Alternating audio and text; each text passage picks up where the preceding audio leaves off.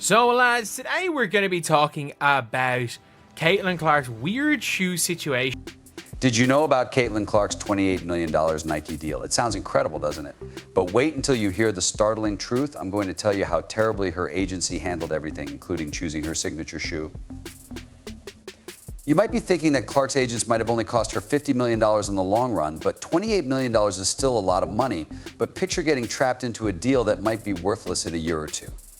Clark's facing right now, and everyone is wondering how they could have messed this up so horribly. I believe that she is generally aware that something went wrong. The audience is going crazy when Caitlin Clark on the floor at NBA All-Star Weekend, but something is different. I believe that her team is aware that they made a mistake and that they have done a terrible job with that Nike deal. Not only is Clark performing well, but she is completely outperforming the best of the best. Keep in mind that everyone is watching and you can practically hear what they are thinking. One of the things that makes Caitlin Clark elite at the highest level is her ability to shoot lights out and make passes that leave jaws on the floor. She's a professional now, and she can get her first minutes at the 3 Boston rebound. Clark, the flick ahead, oh, what a dime from Clark, and Jones lays it in a gorgeous pass from Caitlin Clark. It's as if she's playing a different game than everyone else.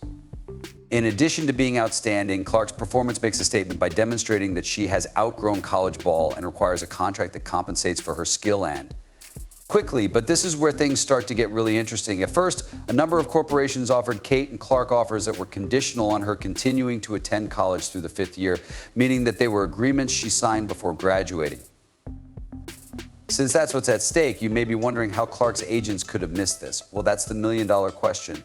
Or perhaps we should say the $50 million question, because let's examine what exactly made Clark's performance so astounding. Her confidence, court vision, and control over the game were more impressive than her scoring, which was off the charts. She wasn't just keeping up with the pros, she was setting the pace. On the court, Clark was setting the pace, but off the court, things started to fall apart. She signed this contract, you guys, and her WNBA season has ended. Since then, Nike hasn't done anything to promote her. We haven't seen any advertisements, commercials, or merchandise featuring Caitlin Clark, and we have definitely not seen her signature. Footwear, everyone is talking about Caitlin Clark's 8-year, $28 million Nike deal, but some experts are calling it a mistake for women's basketball. When compared to Sabrina Ionescu's contract, the numbers show a startling discrepancy that makes many wonder if this is a win for Clark or a lost chance for the sport. As for her deals, Sabrina Ionescu signed a $24 million deal when she arrived, but it was actually a 4-year, $24 million deal that wasn't made. Let's perform some fast math. She received $24 million over 4 years. Something doesn't add up here, and it doesn't favor Clark. You might be surprised to learn that Ionescu earns $6 million a year, while Clark just receives $3. $5 million. After graduating from college, Caitlin Clark signed an 8-year, $28 million contract that increased her income by $3 million for 4 additional years. It's like she signed up for a marathon when everyone else is running a sprint, but Clark has been locked in for twice as long and is only earning half as much. To make matters worse, other participants may. Though everyone is asking how Clark's team allowed this to happen, they seem to have forgotten that she is Caitlin Clark, not just any player.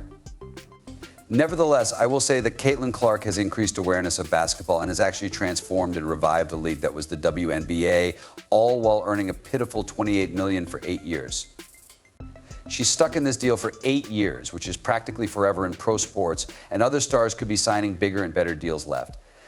Experts in the field of women's basketball are baffled by Caitlin Clark, who changed the WNBA and just dominated the All-Star Weekend. They are speculating that this might be one of the most significant contract errors in women's sports. Caitlin appeared to be an ideal fit for Nike, which is undoubtedly the largest athletic apparel brand. $28 million at the time, but some people, including myself, thought that given her status as a superstar, this might be a little bit too low. We're all wondering if Clark's agents made a mistake and how bad it is, because from where we're sitting, it looks pretty rough. They took a safe bet when they should have gone all in. It's like they forgot they were holding a royal flush.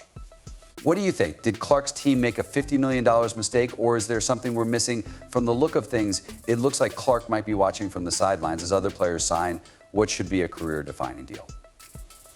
Let's examine what actually transpired during that discussion. Imagine the strain as offers from the top brands of athletic apparel begin to come in. Players profit from the agreements she should be receiving. Clark is actively participating in the negotiations. Adidas started off by sending Clark some adorable shoes and even a prototype signature model, but their offer surprised the companies by showing how involved Kay Clark was. For example, she was present during the calls with Adidas, and the PR prototype signature model for the AAS bill was far less than the marked $6 million.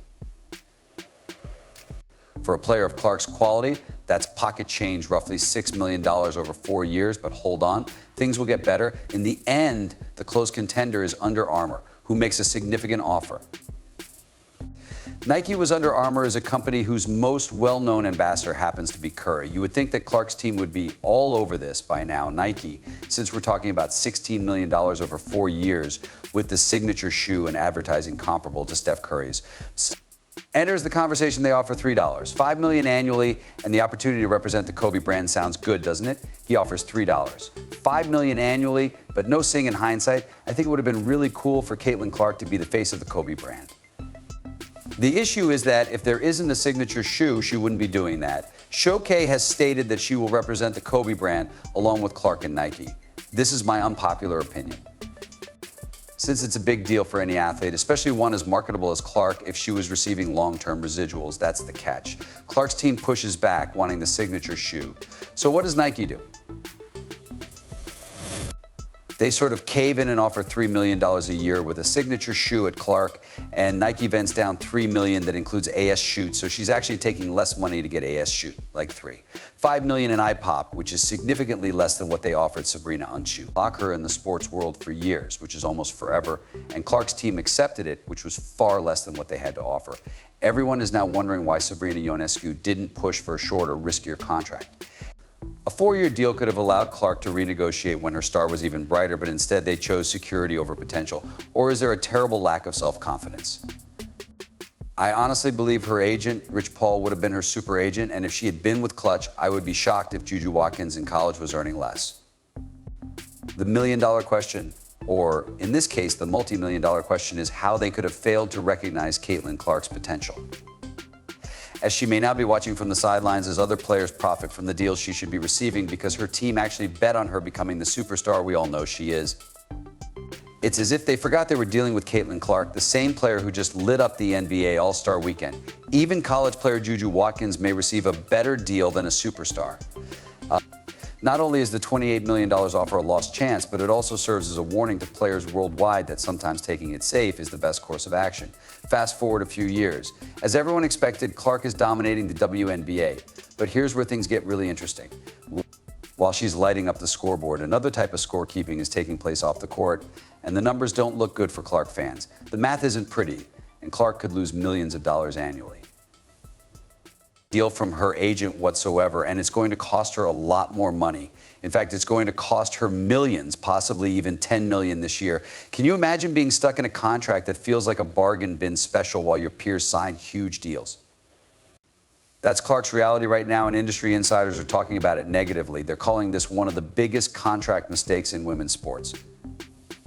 It was simply the most conservative deal that could be made, and it took 8 years.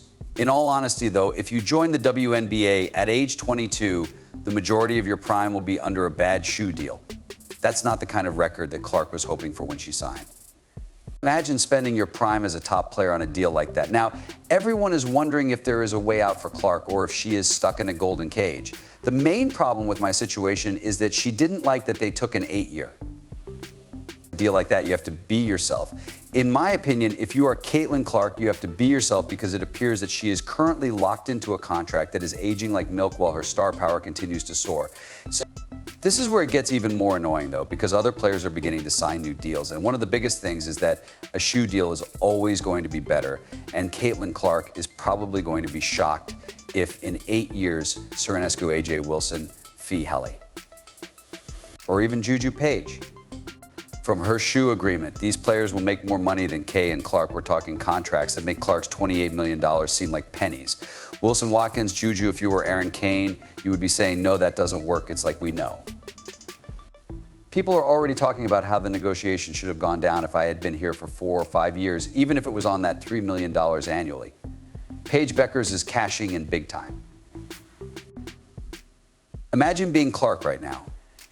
and wishing you had negotiated a better deal. Kin is worth roughly $15 million annually, and we know that's what she is worth.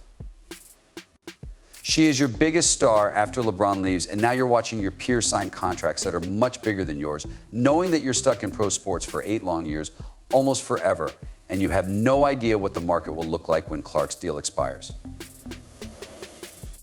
The worst part is that there is no simple solution.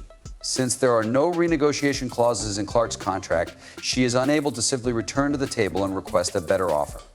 Many contend that beginning with a 3 or 4 year agreement would have been a better course of action, but we know that she is likely worth at least $15 million annually. So if we extend this to 8 years, if you renegotiate it at $11 million, we'll give you $4 million annually off because we made the original deal.